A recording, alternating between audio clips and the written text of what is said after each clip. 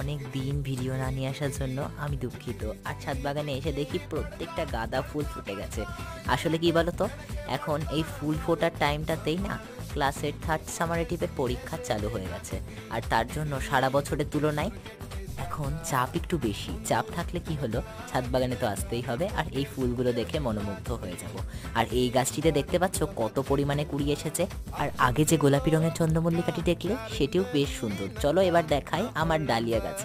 দেখতে পাচ্ছ কি বড় বড় পাতা হয়ে তাতে আবার নাকি কুড়ি এসেও পড়েছে। এইটুকু গাছে কুড়ি সত্যিই ভাবা যায় না। আর স্ট্রবেরি গাছ, তাতে আবার এই সময় ফুল আসতে চলেছে, তাই পরিচর্যাও কিছু করছি। আর গ্ল্যাডিওলাসেও আমার কুড়ি এসে গেছে। গ্ল্যাডিওলাস গাছগুলো বেশ সুন্দর ও ভালোও হয়েছে।